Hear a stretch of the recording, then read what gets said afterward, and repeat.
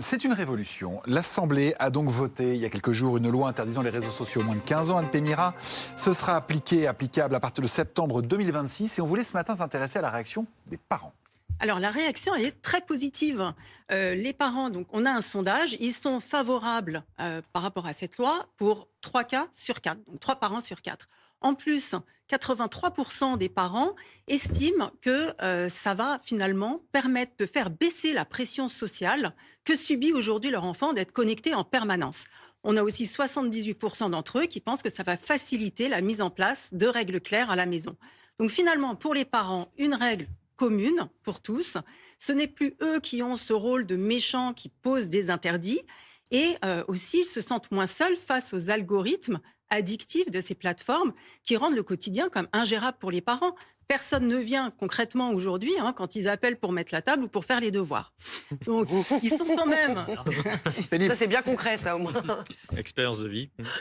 Et effectivement, et beaucoup de parents vivent ça. Et ce qui est intéressant, c'est qu'ils sont quand même lucides, bien sûr, par rapport à cette loi. Ils savent que ça ne va pas tout résoudre, puisque 85% pensent qu'effectivement, les enfants pourront assez facilement contourner cette limite d'âge. Donc, une première étape, et c'est tel que c'est vu par les parents, et ils savent aussi très bien que Rome ne s'est pas faite en un jour. Bon, dans ce contexte, je vais y arriver. Est-ce qu'on laisse les enfants s'adapter ou au contraire, on les accompagne avec ces suppressions de comptes ? Moi, je pense que c'est important de les accompagner pour éviter qu'ils ne se braquent par rapport à ces changements.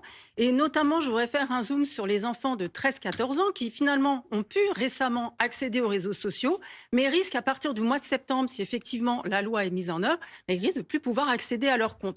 Donc, un enfant qui a 14 ans prochainement, finalement, il est sur les réseaux sociaux, il ne pourra plus y aller en septembre, il faudra encore qu'il attende d'avoir ses 15 ans pour pouvoir y aller.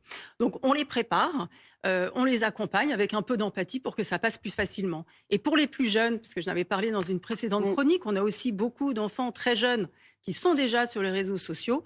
Les contrôles risquent d'être un peu renforcés. Donc, pour cela, c'est peut-être pas plus mal, effectivement, qu'ils ne puissent plus y aller.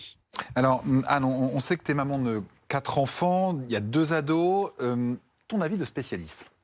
Alors, moi, pour effectivement ce que je vois chez mes enfants, déjà, ma dernière, j'ai de la chance, qui a 13 ans, n'est pas très attirée par les réseaux sociaux, mais surtout le témoignage que j'ai de sa part, oui, c'est quand même plus pratique. Mais ses amis lui disent que finalement, il passe beaucoup de temps sur les réseaux sociaux, mais sans trouver ça satisfaisant.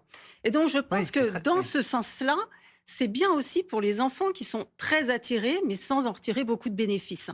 Donc finalement, ça permettra aussi, pour tout le monde, peut-être de retourner à plus des liens sociaux un peu différents et qui est bénéfique pour eux. Oui. Voilà, exactement. Et pour les parents, c'est vrai que c'est peut-être eux que ça changera le plus au quotidien, mais ils vont pouvoir réinvestir ce temps et cette attention qui était volée par les réseaux sociaux.